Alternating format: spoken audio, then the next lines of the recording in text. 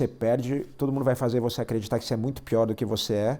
E quando você ganha, vão fazer você acreditar que você é muito melhor de herói do que a vilão você em é. 3 segundos. E não é nenhum nem outro.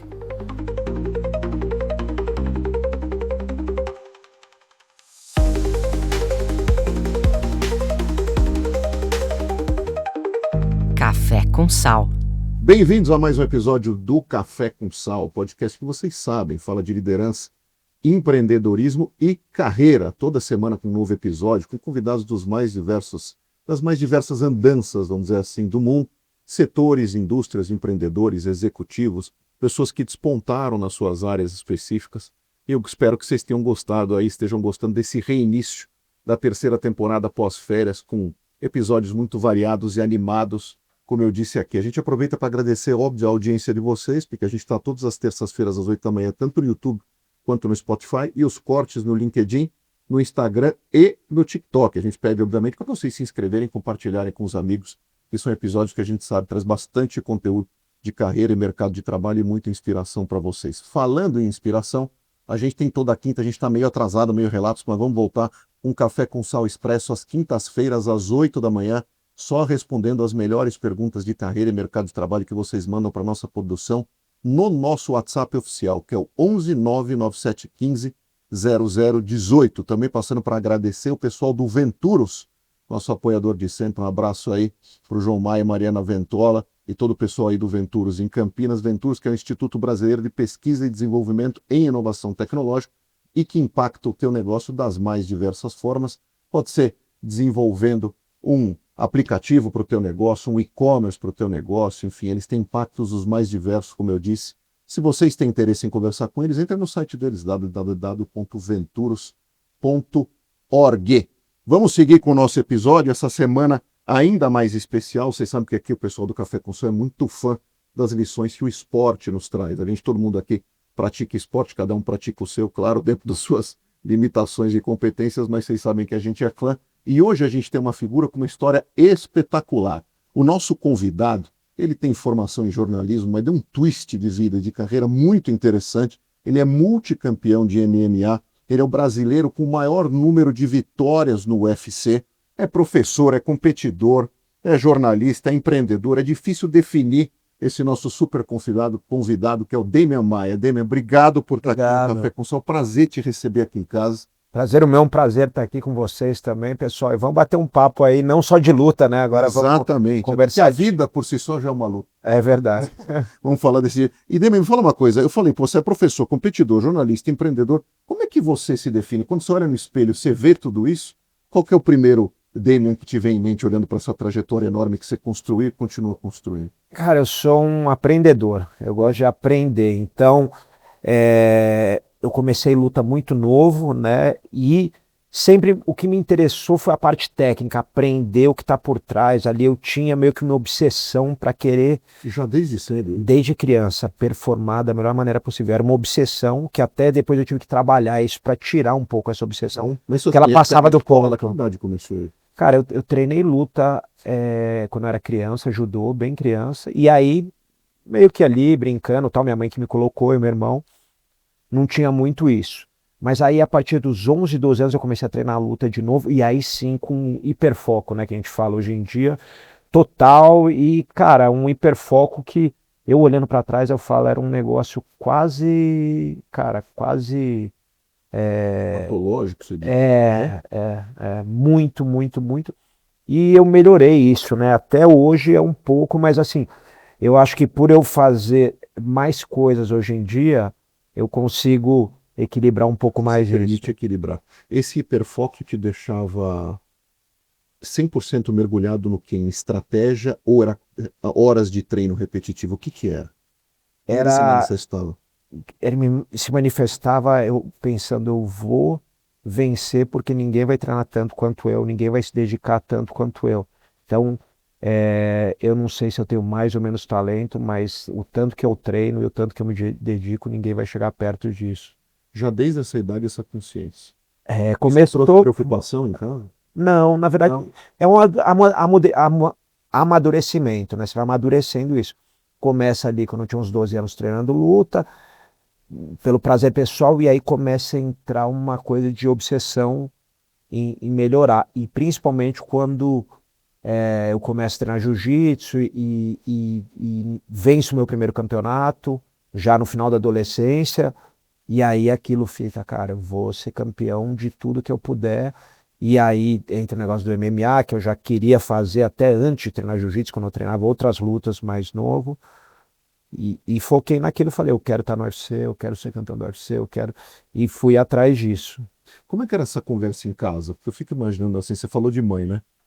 Tua mãe te colocou.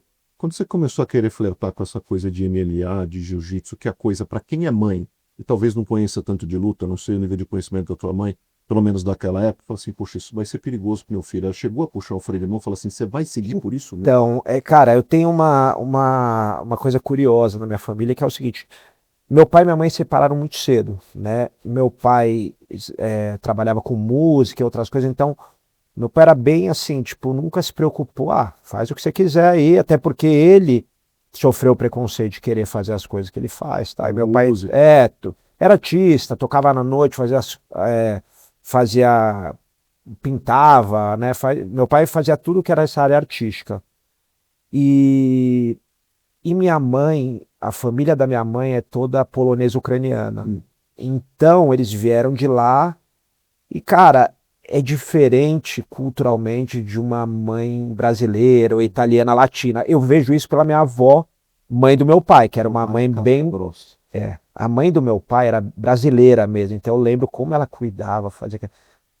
E a mãe da minha mãe era lá, né, do leste europeu, e minha mãe também, então é um pouco mais duro a criação, não é tão, vamos dizer, como que eu posso dizer? Não é mole no mau sentido, mas assim, aquela mais, sabe, tipo, não, vem cá. Não tem, eu lembro minha avó, mãe do meu pai, falava, mas por que você faz isso? Você vai se machucar se chegasse com um arranhão. Mas por que você não faz outra coisa? Você se machuca, você tá indo lá para apanhar, não sei o quê. E o outro lado da família, tipo, ninguém tá nem aí. Vai lá e faz e seja o melhor no que você faz, Sabe que entendeu? isso lembra muito a minha avó. A minha avó, que Deus a tenha, era muito assim. Ela veio da Alemanha.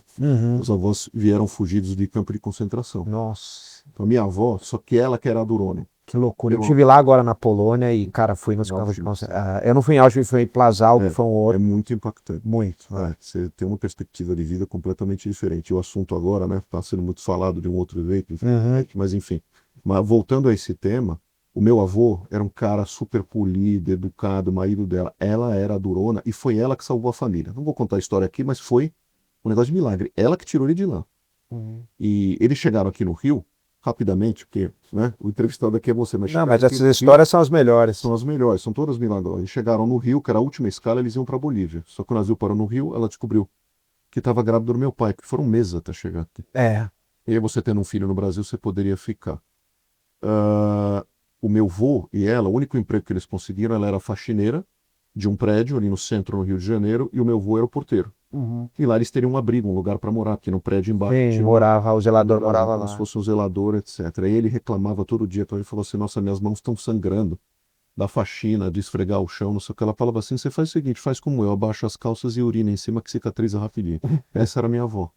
Então me lembrou muito a minha avó, esse teu relato desse lado feminino aí da tua família, desse outro lado do leste europeu, porque é um pessoal que acho que é um pouco mais... É outra cultura, né? Eu acho que passou por situações difíceis, né? Foi forjado por causa disso. Então, exatamente, eles vieram fugindo de guerra. Então, então nunca teve esse negócio, eu nunca senti isso. Ai, coitado, ai, vai machucar. Não tinha isso, entendeu? Não tinha essa... tinha, cara, o que você decidir fazer, você tem que fazer bem, porque aí tem o outro lado, né? A gente passa muito sufoco de grana. Então, cara, eu não queria, isso desde pequeno eu já tive. Eu falo, cara, não quero passar o mesmo sufoco que meu pai e minha mãe passam, entendeu? Eu quero ter uma vida um pouco mais, pelo menos, mais segura, e eu vou atrás disso. E onde que o jornalismo entra nessa história ali, nesse começo? Então, o jornalismo foi Você curioso, fala de carreira. porque luta, naquela época não era uma profissão, né? Não. Luta era tipo assim, estou falando anos 90. A luta era o professor, alguns professores que me davam aula, por exemplo, eles trabalhavam de dia, iam dar aula à noite, era uma segunda carreira. Só que acontece um fenômeno, aquele negócio da sorte, você tá no lugar certo na hora certa, que se chama UFC, em 1993. E quando explode o UFC e o Brazilian Jiu-Jitsu, o Jiu-Jitsu brasileiro, que todo mundo quer, o mundo inteiro quer aprender, começa a querer aprender, o Jiu-Jitsu começou a virar uma profissão, não só como lutador, mas como professor também. Né? Então, o mercado explodiu, todo mundo querendo aprender. E nisso, isso tudo aconteceu comigo, tipo, né, vamos dizer, foi em 93, mas começou a pegar atração mesmo, 95, 96, e eu entro na faculdade em 97. Então, a hora que eu entro na faculdade, e por que eu entro no jornalismo, né? Você perguntou. Na verdade, minha primeira opção era veterinária. Sempre gostei. Você adora bicho? Adoro. Eu mostro aqui em casa. Em casa é um mini zoológico. Porque você vai ver, você vai ser suspeito. Então, e aí eu prestei na USP, passei na primeira fase, e na segunda eu vi que eu falei, pô, não sei se eu vou passar, eram matérias ali de exatas que eu não ia muito bem e tal, tinha química, física. Aí eu falei, um professor falou, cara, você gosta de ler, você escreve bem, por que você não presta jornalismo? Eu prestei jornalismo em outra faculdade como uma segunda opção. Não entrei em veterinária, entrei em jornalismo. E aí eu entro na faculdade, mas assim que eu entro, né, eu começo a perceber, eu acho que a luta pode ser uma carreira. Então a faculdade já começa com eu sabendo que eu não ia seguir aquilo. Mas você teve esse clique de falar assim, isso foi na faculdade ou foi lutando que você falou assim, cara, acho que eu posso ter futuro? Você lembra do momento que você fez esse clique e falou assim? Acho que foi no primeiro ano da faculdade, no primeiro ano. O primeiro ano eu falei, eu percebi que eu tinha, eu não gosto de chamar de talento, mas eu tinha, pelo menos o talento para treinar que nem um cavalo eu tinha, entendeu? E aí eu falei, cara, aí eu ganhei um campeonato, aí eu falei, dá pra, aí começo a me dedicar muito, e aí começo a ver, pô, isso, começo a ganhar dinheiro com jiu-jitsu, dando aula particular, tal. Então, porque eu tinha um outro trabalho, aí eu saí e já estava dando umas aulas, comecei a dar mais aula, eu falei, cara, isso aqui eu consigo me sustentar, vi um futuro e falei, mesmo se eu não for um atleta profissional, né, eu posso me sustentar como professor. E aí eu começo a fazer essa virada. Muito mais intuitiva do que, até porque assim, o jornalismo ele demora para engatar, né? Eu acho que qualquer coisa hoje em dia, cara, você tem que achar um caminho, porque o jornalismo, eu vejo meus amigos, minhas amigas, quanto mudou hoje em dia, entendeu? Mudou totalmente com o negócio de internet, né, os grandes veículos já não é mais tipo, eu preciso estar, amigos meus estiveram na Folha de São Paulo, Diário Popular, não sei o que, eu preciso estar lá. Hoje em dia, cara, a internet você pode ter um veículo de mídia gigante, ao mesmo tempo tolheu muito emprego. Cara, hoje com inteligência artificial, aquelas coisas que o estagiário fazia, putz, vai precisar de um estagiário em vez de 5, entendeu? Eu vi uma matéria semana passada que mandaram do Wall Street Journal falando exatamente isso. Quando você que está numa companhia, você contrataria um profissional de 22 anos de idade para fazer o que hoje, de repente, uma IA faz para você? Esse é o grande dilema. Então tem muita gente saindo já no mercado nos Estados Unidos, com diploma de belíssimas faculdades na mão e que, de repente, o mercado está hesitando em trazer. Hoje de manhã, eu li uma matéria também sobre IA, que as Big Techs americanas fizeram toda essa coisa de... Assim, as Big Techs viraram as empresas mais sexy do mundo para se querer trabalhar. Qualquer jovem quer trabalhar num Google, numa Apple, numa Microsoft da vida, etc. Então essas escolhas para a faculdade, o maior número de escolhas de faculdade, por exemplo, no mercado americano foi para tecnologia. Hoje já é o primeiro lugar. Só que essas Big Techs começaram ou a desenvolver ou a comprar empresas de IA para desenvolver IA. E essa IA está tirando as oportunidades de emprego de todos esses jovens que migraram para tecnologia justamente por causa das Big Techs. Então tem um pessoal que está sem lugar no mercado. Então, aí voltando, né, do jornalismo. Então, não, eu acho que não acontece só com o jornalismo, você falou, com tudo. Então acho que você tem que se reinventar e tá tendo o tempo todo, e aí volta lá pro começo que eu falo, eu gosto de aprender. Então acho que se você gosta de aprender, cara, você sempre vai ter um espaço, porque para mim, por exemplo, eu gostava de aprender a lutar, gosto, até hoje eu treino, até hoje estava treinando hoje de manhã e aprendendo e desenvolvendo coisas. Aí eu começo a desenvolver curso hoje em dia, tenho filiados no Brasil, nos Estados Unidos, Europa, né, fora, em outros lugares em São Paulo, não só em São Paulo, outros estados brasileiros. Então eu tenho que desenvolver uma metodologia. Aí começa a desenvolver baseado no que eu fiz na minha carreira. Aí eu tenho que aprender a fazer aquilo. Aí você tem que aprender a conversar com o cara de edição. Aí você tem que ver, pô, é melhor fazer o vídeo assim ou assado. Aí eu começo também, logo que eu paro no UFC, eu começo a trabalhar com o UFC Brasil. Então você vai ter que aprender, quando você é comentarista, aprender outras habilidades, né? Aí abre outros programas do UFC, a gente faz também, apresenta. Fiz um documentário, agora a gente está programando de fazer outro também relacionado com luta. Aí tem academia, aprender a ser um empreendedor, né? Porque eu sempre tive academia, mas era um negócio assim, fica ali e tal, né? Porque ela começou a crescer, eu estava crescendo na luta também, então eu pus um aluno meu, toma conta aí, nem aí estava dinheiro ou não, entendeu? Era, sei lá, muitas vezes eu pus dinheiro, agora não, agora é um negócio, pô, se eu vou gastar meu tempo aqui, não vou estar com a minha família nesse tempo, tem que ter lucro, né? Um negócio tem que ter lucro e tem que não só ter lucro, mas ter o propósito que eu quero, que é pô, melhorar a vida das pessoas, né? Mudar a vida das pessoas. Mas aí você sabe, uma empresa envolve, cara, primeiro pessoas, um monte de pessoas, tem um monte de professores, tem um monte de professores, aí eu tenho que treinar os professores. A gente tem que tentar fazer reunião de número. Eu nunca fui um cara que gostou muito de matemática. Sim, como você mesmo disse. Mas você Aí precisa ter gente contigo que gosta. Precisa ter gente comigo que gosta e eu preciso pelo menos saber cobrar. Falar, cara, esse número tá assim, se a gente fizer assim, dá ideia, reunião de estratégia. Então, começou a ter uma coisa que eu nunca tinha na minha vida, reuniões. A reunião antigamente era só com o patrocinador e com o meu A empresário. reunião de início te irritava, porque assim, hoje também tem um meme que é o seguinte, né? Que é a reunião pela reunião. Reunião da As reunião. pessoas estão fartas um pouco disso, né? Como foi para você, por exemplo, começar a sentar em reunião e falar desse tipo de coisa? Você queria ter uma vida um pouco mais dinâmica do que as reuniões corporativas. Eu percebo exatamente que no meio corporativo, os caras têm um fetiche por reunião gigantesca, né? Direto ao ponto, né? Não, e é impressionante. Eu tenho pessoas que eu conheço que falam, vou marcar um almoço falando assim, vou ver. Coisas que você fala em 3 minutos conversando. Mas, por exemplo, lá na academia, na escola da minha mãe lá, eu com os meus sócios, toda semana lá, um horário, a gente tem ali 1 hora de reunião para ver número, para traçar estratégia. Isso é importantíssimo. E aí, o negócio do aprendizado, de novo, uma coisa que eu percebi, né? Eu vi até um cara falar disso. Cara, a gente evolui até nisso, né? Isso é legal que você vai evoluir. Comecei a sentar e a gente falava ali, vamos fazer isso. Aí começaram a botar essa reunião, a primeira fim de semana do mês é isso, segunda semana é isso, terceira. Aí daqui a pouco, agora, eu percebi que a gente saía muito da pauta. A gente começava numa pauta, daqui a pouco ia para outra coisa que não tinha. Cara, aí 1 hora passava assim. Agora a gente está tentando ir antes, falar, semana que vem a gente vai falar disso. Terminou a agenda.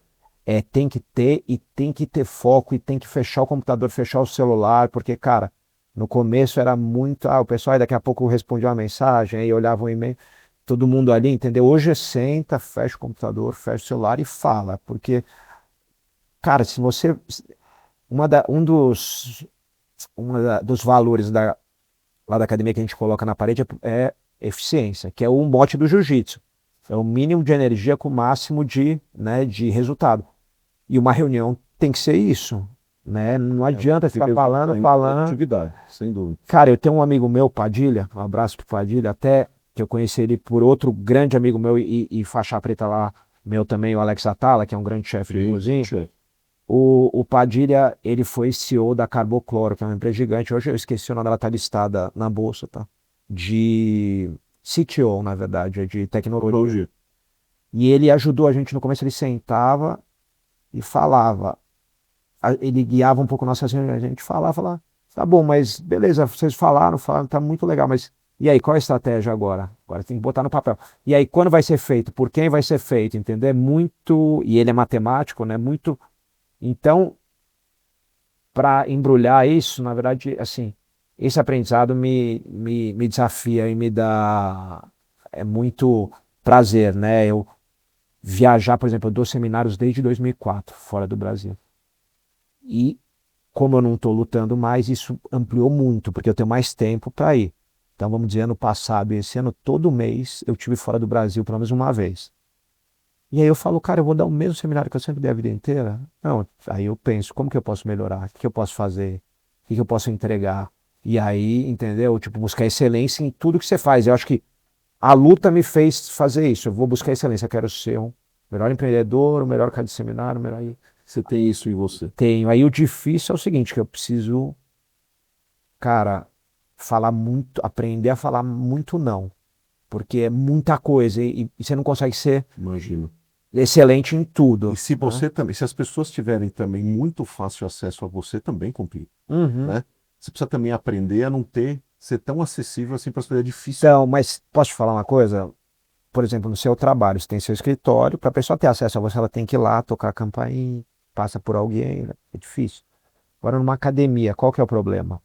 Eu tava lá treinando de manhã. Você fala, Daqui a pouco chega um cara que eu nunca vi na vida, que foi lá, que é empresário de alguém, ou treinador de alguém, e você tá naquela correria, tinha que vir pra cá, tinha que passar no banco, tinha que fazer um negócio ali, resolver uma hora de pagamento, né, de fora, tinha que, cara, gravar um pedaço do meu curso, eu gravei agora, que ficou faltando antes que amanhã eu vou pra Califórnia dar um curso, então tinha que gravar um pedacinho, o cara tava me esperando, aí o cara chega, que você nunca viu na vida, e fala, você tem 5 minutinhos pra gente conversar?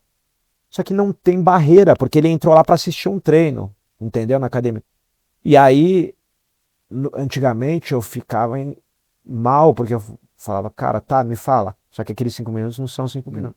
E aí ferrava meu dia inteiro. Hoje, eu não tenho pudor nenhum. Quando a pessoa fala, você tem 5 minutos, eu falo, desculpa, hoje eu não tenho. E pode ser assim, meu melhor amigo, pode ser, cara, um professor lá, que são as pessoas que eu mais vou cuidar ali dentro da academia, né? Eu tenho 10 professores na academia, que dão aula, que são, né, usando minha metodologia, mas quando eu não posso, eu não posso. Eu falo, cara, eu não posso, desculpa. 2 minutinhos, puta, eu não consigo, cara, senão vai ferrar no dia inteiro, entendeu? essa E disponibilidade. eu acho que se você conseguir falar isso sem falar com rispidez e conseguir falar, puta, Com postura, a com... pessoa acaba aceitando. isso é não aceitar o problema dela. Assim, você não pode carregar essa mochila emocional por ela, Exatamente. né? Você falou de 2 pontos aqui que eu quis explorar contigo que eu achei super legais. Uma questão do foco, né? Não lá do hiperfoco do começo, mas a questão das tuas reuniões com os teus sócios, com a turma que trabalha contigo ali e a questão do aprendizado. Quando você começou no esporte, a rede social não impactava tanto. Tem essa ainda. Então você, não vou dizer que tinha maior facilidade, mas era uma geração que não precisava lidar com foco. Então, por exemplo, eu que sou da turma do basquete, todo mundo fica discutindo, né? Qual que era a vida mais difícil? A vida do Michael Jordan ou do LeBron James? A turma do LeBron James fala assim, independente de discutir estilo de basquete, títulos e tudo mais, o LeBron James tem que lidar com um negócio que é a rede social, que é um negócio que é infernal para essa geração, que o Michael Jordan não teve que lidar. Verdade. Mas o Michael Jordan se aposentou também por causa da encheção de saco em cima dele. O cara não podia andar na rua e não pode andar na rua até hoje. Sim, não, é que o ícone, o maior ícone, né, do basquete. Exatamente. Então, assim, você não tinha que lidar com isso. Você acha que hoje quem encara esporte, e até quem encara, e voltando também para a questão do foco dentro da empresa, etc. e tal, rede social, essa tecnologia toda, também você acha que atrapalha a questão da produtividade e resultado? Atrapalha cara, eu acho que é o maior desafio que a gente tem hoje em dia, aprender a lidar com isso, rede social, internet em geral. Então, primeira coisa, isso eu falo muito com meus filhos, são duas coisas, eu acho. A primeira é aprender pensamento crítico, né? Então, cara, tudo que você vê na internet, você tem que questionar quem está falando aquilo, por que está falando aquilo, e pesquisar mais a fundo, porque sempre tem um viés, né? Eu acho que isso é o mais importante. A informação está ali à vontade, mas que informação, entendeu? Então, exatamente. Hoje, eu acho que os adolescentes e os adultos também têm que aprender a fazer curadoria de informação. Porque informação você tem, mas a curadoria que vai ser o complicado. E a segunda coisa é uma disciplina muito grande, que como é muito novo para a gente se perde, de você, cara, ter disciplina e falar, agora eu não posso abrir meu Instagram, agora eu tenho que fazer. Agora eu tenho que fazer. Por exemplo, meu Instagram eu tenho que fazer, não é uma coisa que eu mais gosto de fazer. Eu tenho um pessoal que me ajuda, Teu business pede. mas tem que fazer, porque muita coisa chega por ali, entendeu? De palestras, eu acabo dando palestras também. Então, outra coisa que eu fui aprender a fazer, fiz mentoria tal de palestra, estou começando a fazer mais, fiz algumas esse ano. Então você tem que ter, por exemplo, o LinkedIn, agora a gente vai abrir agora, entendeu? Que isso, meu amigo Jean Gerey Sade, que é CEO da Ambev Latam, que me falou, cara. O cara do esporte, o melhor do esporte hoje, que trabalha LinkedIn, é o Meligeni. Então, Disparado. eu ganhei uma raquete dele. Então, é disparado. Ele fala muito bem com esse ambiente. Então, é importante, né? Eu acho que a rede social é muito importante, mas você tem que saber usar ela profissionalmente. E para mim é difícil, cara, porque eu prefiro pecar, no caso de rede social, por ficar menos do que ficar muito. Do contrário. Entendeu? Que é o desafio que essa geração, por exemplo, a gente olha. Muito difícil, meus Tem filhos. grandes atletas hoje, por exemplo, brasileiros aí, UFC, etc. E para todas as outras modalidades. Por exemplo, hoje a gente está falando muito, a gente falou do Meligeni, do João Fonseca, que parece ser um fenômeno do tênis, mas o cara só tem 18 anos. E esse cara, como é que esse cara lida com rede social? Muito difícil, Né? É muito difícil. E esses atletas também eles se marcam, se provocam via da rede social, essas coisas ficam registradas. Complexo isso, né? A turma que anda em volta de um cara que está no UFC e faz MMA, ela tem que proteger o cara disso hoje em dia? Você que acompanha de fora. Cara, isso é o ideal. Eu, graças a Deus, tive uma equipe que era muito boa me protegendo de tudo isso. E você falando de rede social, eu estava começando ainda, mas nos últimos anos da minha carreira todos, na semana da luta eu apagava Instagram e Twitter, na época o X, tudo do meu celular, para não ter nem perigo de olhar na semana e não encostava. E quando chegava um dia antes, eu entregava o meu telefone para o meu empresário e falava, ó, se minha mulher me ligar, alguém me ligar importante, você me passa, senão não precisa nem passar. Senão eu vou ficar completamente Ficava sério. conectado. Eu acho que essa disciplina é importante para mim, mas cara, não é É um fácil. desafio diferente. É um desafio, eu acho que é um desafio grande, porque você tem que fazer, mas você tem que saber fazer sem você também ficar lendo o comentário dos outros, entendeu? O pessoal, né? Complicando. Você não pode ficar lendo, cara, entendeu? Pô, ganhou uma luta, perdeu uma luta, ficar lendo o comentário de todo mundo, você se afunda. Com muitos altos e baixos. O Bernardinho fala isso, né? Que quando você perde, todo mundo vai fazer você acreditar que você é muito pior do que você é.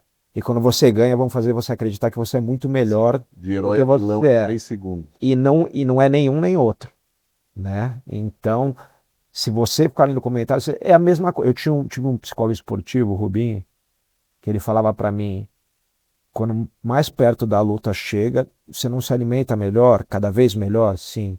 Você não treina cada vez melhor? Sim. Você tem que alimentar sua mente cada vez melhor. Então, se tá, principalmente perto da luta, lá um mês antes, cara, se você ficar vendo coisa na TV o tempo todo, ou hoje em dia na internet, que vai te deixar mal, sei lá, ver só coisa de violência, coisa de, cara, de guerra, coisa de não sei o quê, aquilo vai te afetar no treino também. Até porque o algoritmo não vai te deixar em paz. Ele não vai te Vai te sugerir deixar isso em- o tempo inteiro. E aí, sem perceber, você começa a se afundar, e aí você começa a ficar mais triste. Espiral Sem negativa. Você sabe que tem aquele negócio de a gente não percebe muitas vezes comportamentos que a gente nem entende que às vezes a gente não tem tão esse livre-arbítrio que a gente acha que tem, né? Olha só. Você sabe que eu fui muito para a Finlândia, né, da seminário. E aí, eu me lembro uma vez, eu tava lá eu fui várias vezes em dezembro, e dezembro tem o dia mais escuro do ano, né? Esqueci o nome que eles dão, mas é o dia que tem menos luz. Menos luz. E eu fiquei naquela, Pra lá, sou doido pra conhecer. aquela fase que tem muito pouca luz. E aí um dia eu tô em um carro com um amigo meu, indo dar uma aula, e ele falou, Demi, tá tudo bem? Aí eu falei, tá, por quê? Normal, né? Aí ele falou, não, só queria saber se tá tudo bem, porque essa luz, às vezes as pessoas vão ficando mais... Aí ele falou, não, tá tranquilo. A hora que ele parou de falar dirigindo, eu falei, cara, realmente eu tô muito mais quieto, tô muito mais introspectivo. Só que o cara, como mora lá a vida inteira, ele percebe que você tá entrando numa situação mais de introspecção, que para algumas pessoas vira uma depressão. Claro. Você tá E eu- em país nórdico, eu digo que parece que tem estatística de suicídio. Exatamente. E eu nem percebia. Entendeu? Então, é isso. Você ficar vendo toda hora lá um programa policial que só mostra a gente morrendo, só mostra tristeza, cara, você pode falar, não, aqui não me afeta. Afeta, cara. Afeta sem você perceber. Voltando no ponto do aprendizado, que eu achei fascinante, a gente citou 1 milhão de facetas tuas aqui. E para todas elas tem um aprendizado, né? Tem o aprendizado do que foi e tem também o para frente. Que nem você falou, eu tô aprendendo luta até hoje, porque a luta também vai evoluindo, tudo vai evoluindo. Sim. Todos os esportes vão. Olhar de um outro ângulo, Principalmente quando a gente fala aí de Mixed Martial Arts, sempre tem alguém que dá uma pitada a mais, É, recria uma nova interpretação, é o que mais tem, né? etc. De um, Mas de um tem, fundamento ali básico do básico, você vê um detalhe, o cara mexeu o cotovelo um pouquinho pra cá, muda tudo. muda tudo, é um negócio impressionante. E você precisa ser um estudioso. Mas quando a gente é estudioso, a gente sempre, de alguma forma, aprendeu com alguém, não só com situações. Eu queria te perguntar, quem foram grandes influências na tua vida? Pode ser cara familiar, professor, algum lutador, algum atleta, e que hoje você percebe quando você, na posição de professor, e até de executivo ou de líder de uma organização hoje como é a tua, você percebe o impacto dessa turma em você. Você já parou para pensar nisso? Já, claro. Cara, eu tive muitas influências. Eu vejo que como postura de professor e empreendedor, acho que o cara que foi meu professor, o Fábio Gurgel, que eu fui até a faixa preta com ele, acho que foi um exemplo que eu usei muito de profissionalismo, seriedade, dedicação. Tanto, cara, que o cara foi um grande atleta e é um grande empreendedor hoje em dia. Ah, é? Eu não sabia. O que É, faz hoje em é. dia? Ele tem a Aliança Jiu-Jitsu, né, que é Tá. a equipe mais campeã que tem hoje em dia de Jiu-Jitsu, mas é uma equipe que tem, sei lá, 300 academias pelo mundo filiadas. Ele toca isso, é. Então é um cara que é um grande, dá palestra hoje em dia também, faz essas coisas. Então ele foi uma inspiração, né, para entender essa transição também. E eu venho, mesmo depois de parar de treinar com ele, eu fui observando a transição dele, né, de atleta para dono de academia, para dono de equipe gigante, Você acha sair da que academia. isso é um rompimento muito forte na hora que você parou isso? Eu vim me preparando, né? Eu vim me preparando mais para essa transição. Mas acho que ele, profissionalmente, eu tive outros professores também, o Leozinho Vieira, Fernando Tererê, que eles me ensinaram muito a parte do carisma, a importância, né, de você brincar ali com o aluno, brincar com você, que ganhar as pessoas com a simpatia, entendeu? Pelo carisma. Porque também precisa esse lado, né? Muito. E eu era mais duro até, né, pela minha criação, Tua natureza. e eles têm muito isso. O pessoal, o Fábio também, né? O pessoal que vem do Rio de Janeiro, tal, tem mais aquela. Você sabe que eu me conheço, eu estou errado. Ah, Eu era daqueles caras que, na adolescência, ali, ia alugar as fitas cassete. do UFC, Aham. VHS. A VHS. Ia lá na locadora pegar, que aquilo era fantástico, É. né? Aquele começo do UFC, aquilo era mítico. Era tudo misturado mesmo, Sim. pesos, todo mundo se misturava e tal. Eu não me lembro se já era a época do Fábio Gurgel, O Fábio tava já naquela época. já não nos primeiros, Não nos mas na primeiros. sequência. E eu me lembro que me marcou muito, eu não sei, eu acho que era ele, cara, depois a gente confere, que antes de uma luta você falava alguma frase, assim, alguma coisa pra motivar, eu quero uma marca tua, não sei o que, e ele falava assim, Tonight is the night, ele falava, eu acho que era ele, cara. Não, é o Marco Ruas. Ah, esse é o Marco Rua, é verdade. Marco Ruas. Confundi. Não, Putz, mas eu achava isso demais, cara, engraçadíssimo. É. Que o Marco Rua, na época, assim, o pessoal fazia um mega discurso longo, ele só virava e falava assim, Tonight is the night. Né? Aquilo engraçado pra É. Marco Rua, verdade. Exato. Confundi. Sim, sim, sim. Um grande atleta, hoje mora na Califórnia lá. Então, o Fábio Gurgel foi uma grande inspiração para você. Foi. Tem vários, né? Mas imagina. eu acho que professores que eu tive, né? Acho que eu tive um professor na escola, no ginásio, hoje em dia ensino fundamental, né? 2, vamos dizer assim. Mudou tudo, né? Confunde a gente. Fundamental 2. Eu tive aula com ele 4 anos, chamava Ricardo Dreg, era um professor de história. E eu tenho recordações assim, eu tive até discussões com ele na época, algumas brigas, mas assim, ele me influenciou muito em muitas coisas que foram importantes para minha carreira, principalmente uma vez que ele falou, né, numa aula que ele falou, falando até sobre Segunda Guerra, e, e aí ele falando, cara, de princípios, né? Falando aquele regime que a gente teve na Alemanha lá, né? Ele fala no princípio, ou você tem ou você não tem. E se você tem, você tem que morrer por ele, né? Pelo que você acredita, né? Falando de pessoas que, pô, mas não sei, mas e se eu tivesse lá, entendeu? A flexibilidade moral. Exatamente, não existe. Essa flexibilidade. E isso ficou muito marcado para mim, porque isso veio bater lá na frente no UFC, quando eu tava com um monte de vitória, os caras não me botavam para disputar o título.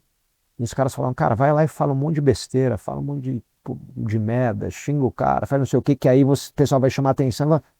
Eu falei, cara, eu sempre tive uma atitude, meu princípio de artista marcial, de representar isso, de passar isso. Eu vou trair o meu princípio que eu acredito por uma coisa efêmera, entendeu? Eu falei, não vou e não Me vender dessa forma. dessa forma não, entendeu? Tipo, eu não tô falando que eu sou purista, nada, mas assim, o que eu acreditava, eu segui até o fim. Falar nisso, as pessoas têm muita curiosidade, né? Eu, por exemplo, quando a gente olha aquele face-off, tu vê dois lutadores, aquela provocação, não sei o quê, aquilo é real? Ou quanto tem de teatro naquilo? E você, nesse teu espírito, que você é uma pessoa que sabe, me parece um dos aprendizados que eu estou tendo contigo, é assim, você tem uma sabedoria muito grande de se preservar. Uhum, Me parece alguém que sabe fazer isso. uhum, E também é uma defesa pessoal. sim. Defesa pessoal não é só aqui, né? Uhum, Tem aqui, no espírito, né? Nos teus valores, da ética, tudo aquilo que você falou. uhum. Aquilo é real, é teatro, e aquilo chegava a te afetar de alguma forma, um cara que era diametralmente oposto a você? Na verdade, ali não é puramente teatro, porque tem muita coisa intensa envolvida ali, muita vontade de ganhar, e o que vai acontecer lá no fim das contas é uma briga. Então, assim, é muito forte aquilo. Então, por mais que a pessoa, o teatro ao contrário, os dois estão tranquilos e rindo, cara, um tá olhando pro outro e fala, amanhã o bicho vai pegar, entendeu? Isso já é um fator importante, não vou dizer de intimidação, mas de você fazer xixi no poste e demarcar território ali. E os dois vão tentar se impor ali. Não precisa ninguém empurrar ninguém, falar nada, é só olhar no olho, um vai tentar impor em cima do outro, entendeu? Às vezes não olhar no olho, às vezes olhar no olho. Isso não é um teatro, mas assim, óbvio que quando começa a ficar muito exagerado, um empurra o outro, fala, não sei o quê, tem muito a ser o cara falar, eu sei que se eu fizer isso, né, tipo, vai chamar atenção para vender, vai promover, mas não quer dizer que ele não esteja mesmo, tipo, porque é até um negócio, ele pode fazer brincando, mas a hora que ele toma um empurrão, o outro empurra, os dois ficam bravos também, Claro. entendeu? Então tem, mas não tem. Tem teatro, e tem gente que leva como teatro, é bem tranquila, tem gente que não leva tão. Para mim sempre foi tranquilo, para mim sempre eu olhei no fundo do olho, dos olhos da pessoa que eu ia lutar e eu ficava tentando procurar ali um sentimento de medo, entendeu? De insegurança. Só que o negócio é tão profissional, cara, no UFC, que é como se fosse a Copa do Mundo do negócio, que eu vou te falar que só uma vez eu consegui ver um sentimento de insegurança no olho do outro lutador, as outras vezes eu nunca consegui. Eu lembro, você se lembra? E eu procurei, lembro, né? Que situação que foi? Desculpa te perguntar. Na pesagem. Na pesagem. Na pesagem, quando os dois olham um pro outro, levanta a mão, Você olhei. sentiu. E, cara, única vez, cara, em 40 lutas na minha vida, de MMA, né, fora de jiu-jitsu, eu olhei e falei, esse cara tá um pouco inseguro. Você lembra quem é esse cara? Lembro. Quer falar ou não? Não. Deixa quieto, vamos respeitar ele. Não. Deixa quieto, depois você me conta. A gente estava falando aqui de o paralelo do esporte e a vida executiva, né? E a preparação para tudo isso. Quando eu olho para uma luta dessa, e eu não tenho, como dizem hoje, lugar de fala para falar disso, porque eu não fui da luta, mas eu só posso supor. E eu vou, obviamente, te perguntar isso. Quando você tem uma reunião decisiva no teu trabalho, ou quando você tem uma prova que você quer passar num concurso, há um timing de preparação. E existe a ansiedade natural, somos todos humanos, da data que se aproxima. Uhum. Como alguém, graças a Deus, está tratando de uma doença, vai para uma data de exame, né? De uma forma esperançosa, etc. Uhum. Como era para você esse período de preparação, principalmente quando a gente fala da mente, né? E quanto mais a data se aproximava, você fazia alguma mudança, você se fechava mais, você se mantinha consistente ou aquela ansiedade tomava também conta de você? Porque você me parece alguém muito equilibrado. A ansiedade não tem como não tomar conta de todo mundo. Eu acho que quando você vai ficando mais experiente, você vai conseguindo jogar isso o mais perto possível do dia da luta e conseguindo abstrair isso nos outros dias. Mas, a gente falou do Alex aqui, eu lembro que o Alex falava pra mim, quando ele chegava na academia que eu tava perto de luta, era muito claro, eu tava muito mais quieto, muito mais fechado, mas não era uma coisa proposital, era uma coisa que acontecia.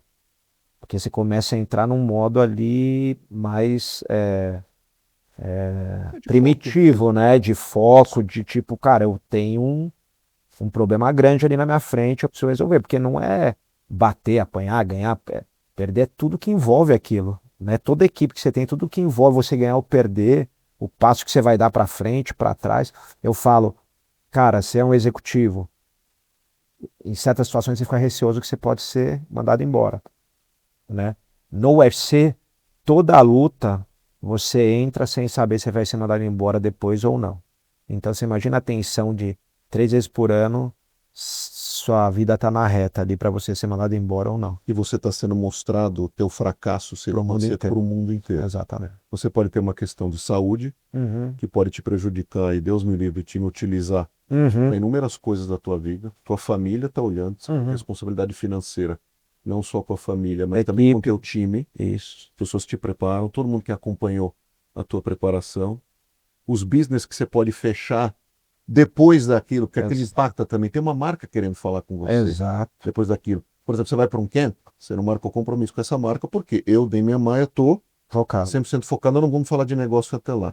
Se eu saio meio, Demian Maia, esse contrato ainda vai existir, tá assim. Ou vai existir por que valor? Metade daquele valor, entendeu? E a gente estava falando aqui, antes de começar a gravar, da questão política das empresas, né? Isso existe, a gente não pode negar. Claro. A gente fala muito hoje no mercado de meritocracia, mas a realidade do mundo adulto, vocês que estão vendo a gente aqui assistindo, sabem que dentro da tua empresa, do teu negócio, tem também muito do relacionamento, de construir pontos, e às vezes o mérito, né, nem sempre está ali à frente. No UFC, bastidores da empresa UFC também é a mesma coisa? Cara, uma empresa como a UFC de atleta, ela é o máximo que você pode chegar em meritocracia, Sem dúvida. né? Porque, cara, botou 2 caras ali, um vai.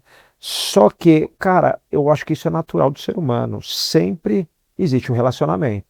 Então, vou te dar um exemplo. Tem 2 caras para disputar o título, né? Tem o campeão e tem 2 postulantes.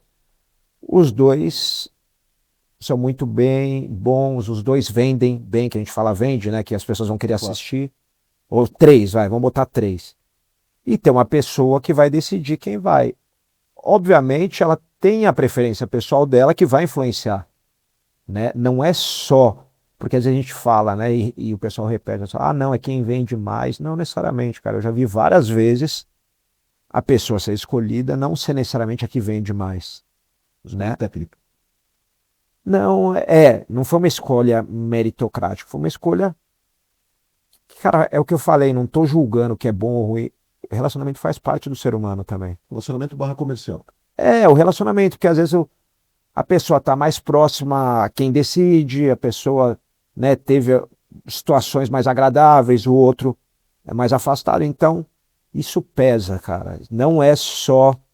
Todo mundo acha que é só o capitalismo, é o que vende mais, não é só isso, cara.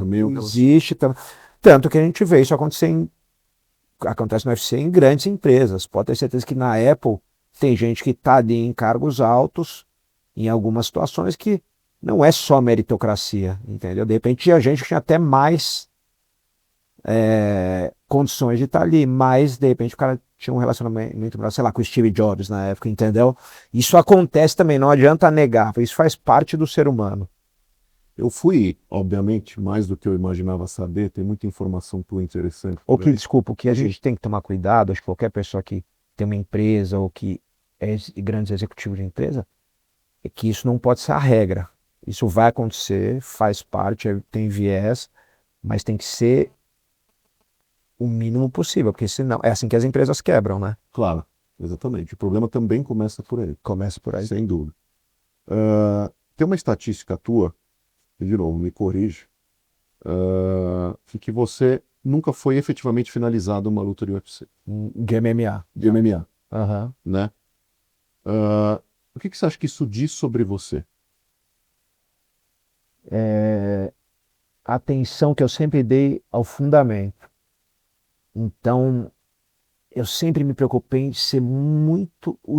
Entender o que é o jiu-jitsu. O jiu-jitsu é primariamente uma luta de defesa, né? Ela é uma luta de ataque também, mas ela é uma luta de defesa pessoal. E, com isso em mente, o jiu-jitsu trabalha muito bem o fundamento de você se defender e achar o melhor momento de atacar. Então, a pessoa pode chegar ali por cima de mim, igual eu lembro o Royce lutando os primeiros. tá sendo amassado, uma hora ele acha ali um triângulo com o Dan Severn e finaliza, né? Um estrangulamento ali de pernas quando ele tá por baixo. Fisicamente, aparentemente, parece ser Muito maior, 15 minutos batendo nele ali em cima dele, e ele tá ali se defendendo, e uma hora ele acha a posição. O Hélio Gracie falava isso, o fundador do Brasilian Jiu-Jitsu, né? O Jiu-Jitsu brasileiro, é o Hélio e o Carlos Gracie são os que criaram ou adaptaram, desenvolveram das artes marciais do jiu-jitsu antigo, misturaram com capoeira, luta livre e tal. Então, o Hélio falava, cara, eu preciso me defender, que uma hora você vai errar. E aí então, esse fundamento, que isso quer dizer para mim? Que eu sempre me preocupei muito em trabalhar o fundamento. Então, ninguém chegou próximo. Não foi que eu não fui finalizado, nunca ninguém chegou próximo de me finalizar. Chegou numa posição de eu falar, nossa, essa foi quase, entendeu? Nunca aconteceu isso na minha Isso carreira. é um exercício de autocontrole absurdo, né? De esperar aquela oportunidade, de neutralizar e também de muito estudo. Que você falou, você não falou esse termo, mas assim, vai lá desde o começo, você era bem nerd com o tema, né? Bem aprofundado com o tema. E acho que pelo esse aspecto teu, acho que você tem uma questão de estudar muito os movimentos do cara e já também imaginar como esse cara tá pensando e a próxima reação dele. Cara, não dá para antecipar tudo, ele nem é evidente. Mas ali na hora, acho que isso também ajuda demais. E muitos anos de treino e rodagem no tatame, você começa a sentir, eu faço até uma brincadeira com o pessoal, e cara, às vezes pelo jeito que a pessoa vira o quadril ali, você sabe que ela quer atacar uma chave de perna. Pelo jeito que ela faz isso aqui com a postura corporal, você fala, quer atacar uma chave de braço. E às vezes eu até brinco, a pessoa tá ali comigo, aí ela faz um movimento, aí troca para outra. Eu falei, você pensou em pegar uma chave de perna? Ele falou, como é que você sabe? Porque você começa a ter um filho, acho que é igual o jogador de xadrez, sabe? Que tipo, Tendências. você tem na sua cabeça, já viu tantas jogadas na sua vida, né? Fazendo parada no xadrez, que aquela jogada, sei lá, você sabe intuitivamente que 99% ou 90% da pessoa vai naquela direção. Então, isso é coisa que você só pega com o tempo a gente fala rola, né? Que é tipo rolando no tatame ali. Agora, bela lembrança do xadrez. Aliás, eu vi outro dia o documentário, depois a produção aqui puxa pra gente, do Magnus. Eu assisti também. Cara, semana passada ou retrasada eu assisti. Super jovem. É para quem é profissional e também se destaca muito cedo na carreira. E ele tem também ali um hiperfoco ali, eu diria, cara, me parece até um pouco autista, assim, Sim. né? E que pai legal, né? Muito. Parceiro, que identificou isso no Muito cara. legal. Família toda, né? Família toda. Exato, as irmãs. Que A mãe. relacionamento espetacular. Vale a pena, pessoal, assistam do Magnus Carlsen. Magnus Carlsen. Falando em jovem e na tua escola, aliás, o Gugu, que está aí, depois o Gugu vai dar um abraço aqui na gente, chegou da escola. Você influencia muitos jovens hoje em função da tua academia, de teu método. Você tem uma preocupação muito grande em formar indivíduos. Você me falou isso aqui. Sim. No começo. Essa turma é muito, vou dizer engraçada, mas peculiar a tua posição, porque você ensina e tem registro teu em vídeo para mostrar essas coisas. Essa é uma situação muito curiosa, diferente do professor de geografia. Sim. E você tem que acreditar no cara pela postura do cara, pela presença masculina ali que o cara tem para um jovem, que isso é muito importante, uma referência, um aprendizado, uma frase que marcou. Você está com a vida registrada em vídeo. Isso é uma pergunta que me ocorreu agora. Se você pudesse pegar alguma luta sua para os teus alunos e falar assim, essa luta aqui traz inúmeros aprendizados para vocês, você conseguiria pensar numa luta específica? Não, são várias, acho que cada uma é uma coisa. Mas algumas que te vêm em mente? Bom, primeiro, você falou de registro, né? Eu tenho muito registro, sei lá, de 15, 20 anos pra cá, que é muito legal, mas antes não tinha também. Não tinha, né? Cara, tem várias lutas minhas, cara, de mundial de jiu-jitsu, de faixa colorida, que eu não tenho. E me dá uma tristeza. Meu mundial de faixa roxa, quando eu fui campeão, cara, eu não tenho nenhuma luta, não tenho minha foto no pódio. E não acho, cara. Isso para museu, para história? Cara, é triste, mas, cara, não tem, entendeu? Talvez uma hora ache, mas não tem, entendeu? Hoje em dia a molecada já tem registro de tudo, né? Eu até, cara, quando eu vou dar seminário, às vezes eu pego e mostro uma técnica, e aí eu chamo todo mundo no meu computador e falo, ó, eu usei nessa luta, fiz. Que aí eu falo, tá vendo? Eu fiz, cara, no evento mais difícil de luta do mundo, então pode confiar que vocês vão conseguir fazer. Mas eu acho que, putz, luta que... Sabe por quê? Porque eu quero fazer essa busca aqui depois e Ah, e assisti com tá, o Gustavo. Eu falei, deixa eu perguntar pro Damian agora, me ocorreu isso daí. tá. Uma luta que você fala assim, putz, isso aqui é um conjunto bacana. Claro, você tem inúmeras É. vitórias, inúmeras lutas bacanésimas, claro, mas assim, de pensar numa luta que fala assim, putz, isso aqui é bom para uma aula. Cara, eu vou falar duas lutas então, que fáceis de pegar. Uma com o Carlos Condit, que foi um ex-campeão do UFC, e eu ganhei dele relativamente rápido, ali em 2 minutos e meio no primeiro round, que tudo deu certo, mas tudo deu certo para quem tá olhando de fora, só foi, deu certo, mas as pessoas não entendem quanta coisa teve por trás daquela construção. Então, por exemplo, eu vou te dar um exemplo. Toda vez que ele trocava de base, a gente fala trocava, ele jogava com a perna esquerda à frente, ele punha a direita na frente, era porque ele ia dar uma joelhada voadora. Então a gente treinou exaustivamente, pessoas ali brincando comigo no começo do treino, trocava de base, e aí eu não podia entrar em queda, porque é na hora que você vai entrar em queda, né, entrar para derrubar, a gente chama de baiana, né, de segurar que ele joga o joelho e te O nocauteia. cara te pega de vez. E ele troca de base na luta, eu finto, o finto não entra. A hora que ele troca de novo, eu entro em queda, derrubo. E aí tem um soco que eu coloco bem ali também no chão, que faz ele virar de costas, e aí eu finalizo ele. Então essa, a parte, sempre a estratégia, né? E tem uma com o Ben Askren, que é cara, um dos maiores wrestlers dos Estados Unidos e um dos maiores de todos os tempos dentro do MMA, foi para as Olimpíadas, foi ao American National Champion, tudo que foi uma luta que eu tive que lutar totalmente fora da minha característica. Então, fazer uma adaptação, acho que para um atleta como eu, que sou muito matemático, isso é difícil, né? Porque eu teve que mudar tudo que eu sempre fiz, né? Então, eu sou um cara que vai e faz, e cara, eu vou treinar mais que você, eu vou fazer mais que você, eu vou te impor. E aí você pega e você tem que ser inteligente e mudar tudo que você faz, porque eu sempre entrei para derrubar os outros com queda. E nessa luta eu sabia que ele ia entrar para me derrubar e que eu não queria entrar logo para derrubar ele, porque ele contra-ataca muito bem quando você tenta uma queda nele. Então eu tive que refazer um trabalho todo dentro do treino e tal, e deu certo. E eu consegui finalizar ele, foi em Singapura, lá no terceiro round. A do Carlos Conte foi no Canadá, em Vancouver, e essa com o Ben Askren foi em Singapura. Você citou nomes aqui de executivos que estão ali, vira e mexe, dando algum pitaco, participando de alguma forma dessa tua também formação e do aprendizado. A gente falou muito de aprendizado hoje aqui, como empreendedor, como empresário, alguém que está à frente de uma marca, de um nome, enfim, que representa uma história importante. O quanto uma academia de jiu-jitsu hoje também é um espaço legal para networking. Eu vejo que isso acontece muito, isso, muito, né? Isso é um Muito. fenômeno importante aqui, não só aqui, né? Acho que no Brasil como um todo, mas a gente percebe muito aqui em São Paulo. Você citou nomes importantes das mais diversas searas. Isso acontece também na tua academia? Muita coisa na tua vida aconteceu assim também? Muito, muito, cara. E eu adoro isso, eu adoro botar pessoas em contato, sabe? Tipo de network, sem ganhar nada em troca, mas porque eu gosto, cara. Eu acho, para mim, me dá um prazer muito grande e quando as pessoas conseguem fazer coisas a partir desse relacionamento, não necessariamente negócio, mas às Tem vezes algum fruto de amizade que você. ou amizade ou coisas que, sabe, desenrolam e destravam e cara, isso aconteceu tanto na minha academia, mas tanto, porque a academia de jiu-jitsu tem um negócio legal que, cara, você vai treinar desde o cara que é bolsista lá e, cara, não tem grana, não tem nada, como era o meu caso até, o cara que é CEO de uma empresa gigantesca. Então, esse cruzamento, né, e aquele clichê no tatame não tem diferença, todo mundo tá junto ali, a pessoa é admirada pelo que ela consegue fazer ali. E aí, cara, você tem muita gente que acaba, cara, criando relacionamentos e contatos ali, e às vezes vai trabalhar junto, às vezes sai negócio junto.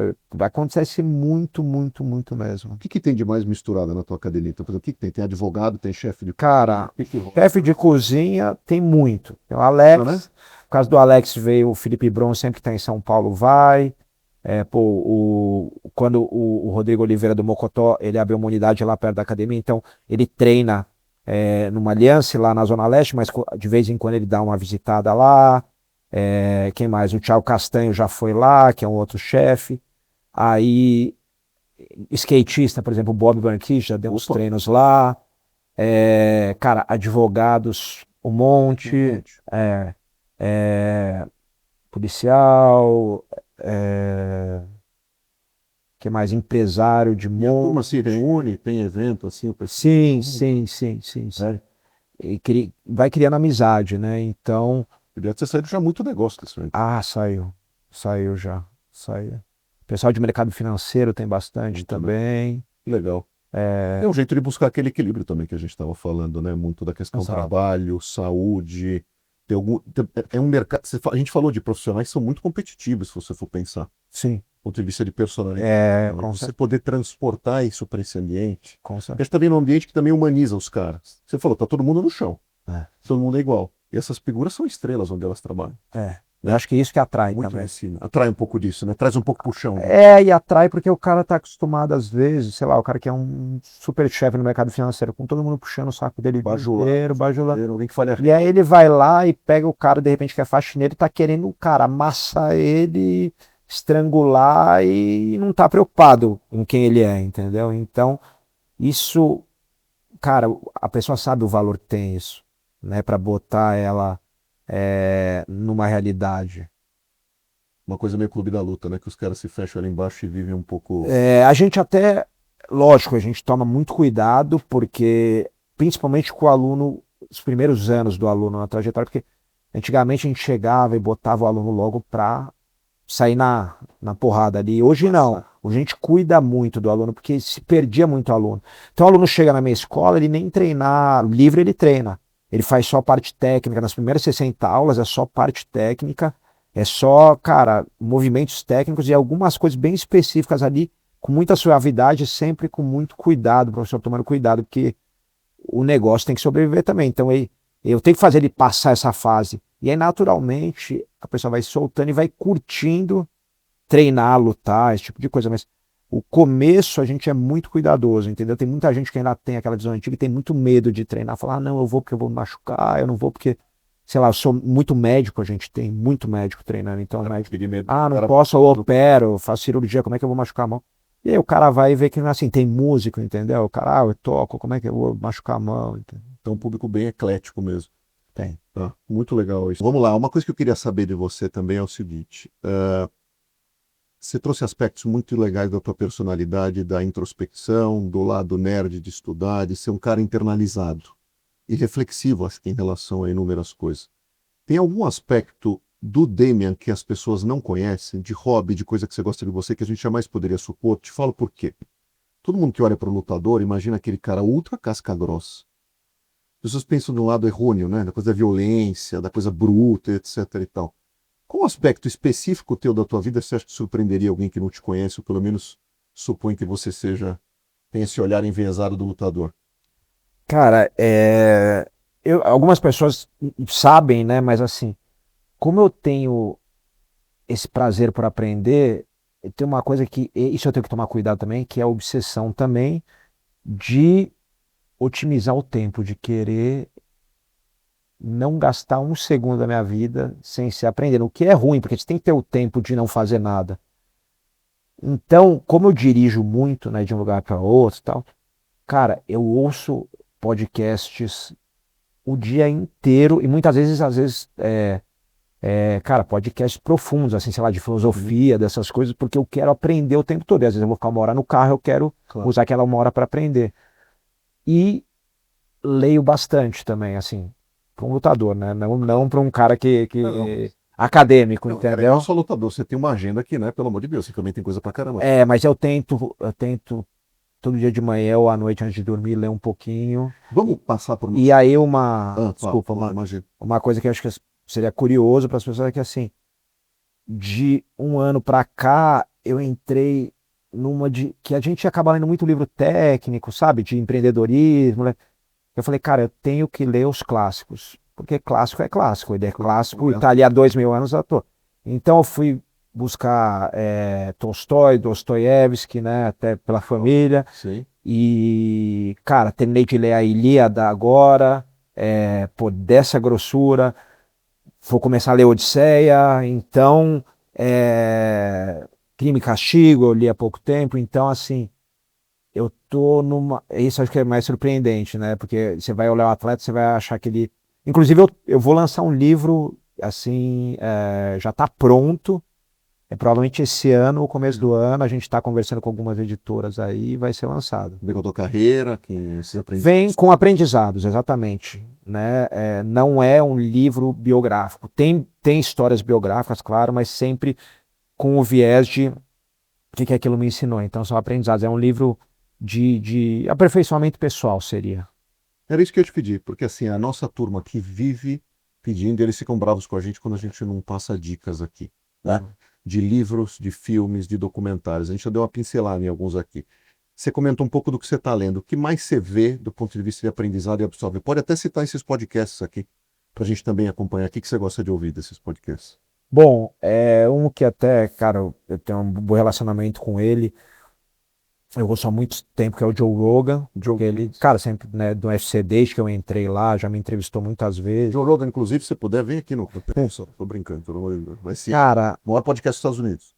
Talvez do mundo. do mundo, eu acho. Putz, tem muito podcast, cara. Eu fico até um pouco. Café com Sol você vai ouvir agora, né? Com certeza, com certeza. É isso aí. Cara, tem Hoje em outro. dia no Brasil isso é muita coisa. Tem um que chama Eslen Podcast, que é legal. Que é tipo, ele é um cara, um psicólogo que é muito técnico, assim, ele leva muitos professores universitários. Tem alguns de comédia que eu gosto de ouvir, tipo o Manual do Desespero, dos amigos meus do Níquel e do Vitor Soares, que o Vitinho também faz o História em Meia Hora, que é um outro. Alguns de história, o do Vilela, que eu já fui também, entendeu? Inteligência Limitada. E é um podcast que eu fui que, cara, tem temas bem interessantes. Acho que o Vilela consegue, um dos poucos caras que consegue transitar entre diversos temas. Entre É um cara curioso. Né? Cara, levar pessoas para debater e conseguir, cara, como é que se diz? Abaixar o tom? Não, pessoas, cara, de ideologias totalmente opostas e ter uma boa discussão ali. Ele é bem corajoso. É muito difícil. E ele tem uma habilidade, porque assim, vai um pessoal para se pegar de pancada. Isso, e ele consegue, às vezes, cara, e as pessoas conseguem ter boas discussões lá. Talvez seja a veia humorística mesmo dele. E talvez puxar o lado mais leve das coisas. Ele consegue trazer gente de vários viés ideológicos e as pessoas não têm preconceito, elas vão, sabe? Pessoas de um viés, pessoas de outro, todo mundo vai. Então, é um cara muito trabalhador. Eu acho que ele grava todo dia. Todo dia. Todo dia tem episódio desde o dia que ele abriu. A vida dele virou isso daí. Virou. Acho que de muita coragem, empreendedorismo, coragem, achei muito legal. Você falou de livros, documentários. Tem mais um monte de podcast, eu preciso abrir o celular para olhar, mas assim, putz, cara, agora eu sempre me dá branco, mas o que é mais fácil é ouvir podcast, cara, é o tempo inteiro. Alguns de política internacional, tipo Peito Jornal, gosto de ouvir para me informar, assim, né? Então. Ciência, você gosta? Gosto. O primeiro podcast que eu comecei a ouvir era o Fronteiras da Ciência, que é um podcast só de ciência lá da Universidade do Rio Grande do Sul. Filosofia, tem algumas coisas do Pondé que eu ouço. Sim, legal. De uma mulher que chama Lúcia Helena Galvão, uma professora que tem coisa bem legal. Minha esposa gosta dela. Tem coisa bem legal. Ótimo. E documentários? O pessoal possa ver coisas interessantes. Esse do Magnus Carlsen é interessante. Do Magnus Carlsen é muito legal. Cara, eu assisti um ontem, mas é muito técnico. Isso eu vou falar para quem é músico, né? Não é nem meu caso. Até para mim ficou. Até para mim não. Muito para mim, porque eu não sou músico, né? Apesar de ser cercado de músicos, né? Tem um cara chamado Ennio Morricone, um dos maiores maestros de todos os tempos. Ele fez aquela. Você lembra aquela música? Sabe? Daquele Velho Oeste. Sim. Sabe? Música típica de filme de faroeste. Não, mas ele fez, cara, Era Uma Vez na América, que é música de máfia. Ele trabalhou com todos os grandes diretores, tem, sei lá, ganhou Oscar E esse cara é um cara que eu adoro as músicas, porque você percebe, assim, as músicas dele nos filmes, e é um cara genial, morreu há pouco tempo, até ele fez um concerto no Rio, há uns anos atrás, tinha um cara do Jiu-Jitsu que falou pra mim que eu acabei não indo, mas me arrependo. E tem um documentário dele, mas esse, assim, não é todo mundo que vai gostar, entendeu? 2 horas e meia ali é meio denso, mas pra mim, esse foi o último que eu vi. Não sei nem se é o que eu indicaria, mas só para deixar uma curiosidade. Eu vi o do Magnus Carlsen, que você falou que é interessante, e vi esse. Legal. Para arrematar aqui, para finalizar nosso papo, que está ótimo, a gente vai começar e terminar falando de aprendizado. Esse que é muito do que a gente gosta de entregar aqui. E a gente está na vida para aprender. Acho que a grande questão da vida é essa, né? Eu concordo com você. Talvez você até de uma forma um pouco mais, vou usar teu termo, tá obsessiva do que eu, mas eu sou um cara também apaixonado por aprendizado. E acho que é isso que nos mantém Com ativos e certeza. sustentáveis, como ser humano, como profissional, etc. E vivo, né? Porque eu E acho que vivo. quando você para, cara, Exatamente.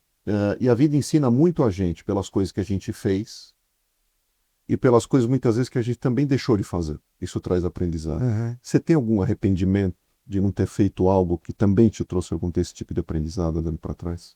Há vários. Vários. Arrependimento, um monte. Um monte, mas, cara,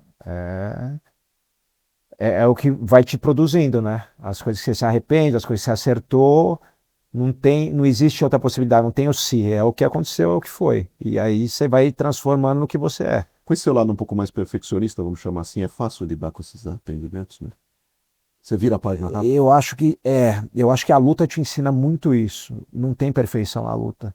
Você nunca tá 100%, você nunca tá sem lesão, você nunca tá com alguma coisa que deu errado.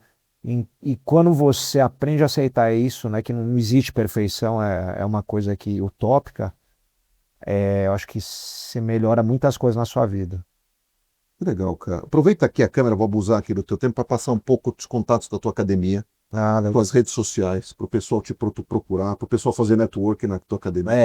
Pô. E pra, É cara, disso. transformar a vida, porque é muito treinar, cara.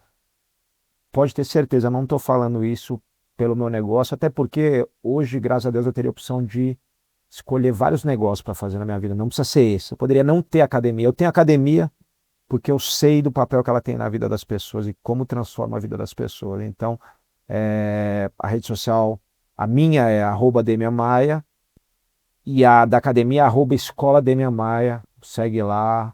é, Vai conhecer ali na Vila Leopoldina, tem outras filiadas também, mas se você tá ali na região da Zona Oeste, quer ir lá conhecer, eu tenho certeza. Ou quem não tá também, tem gente que vem da Zona Sul, tem gente que vem da Zona Norte, né? E quem quiser ir vai ser muito bem recebido. É isso aí. E se você quiser uma reunião com o Demian Maia, pega leve quando você chegar na academia, já não vai abordando, e se ele te disser não, não é pessoa. Não é isso? Nunca é pessoal. Beleza. Cara, prazer te conhecer. Obrigado Valeu. por ter vindo. Foi um prazer o nosso papo. Você sai daqui mais iro do que entrou. Obrigado. Valeu, galera.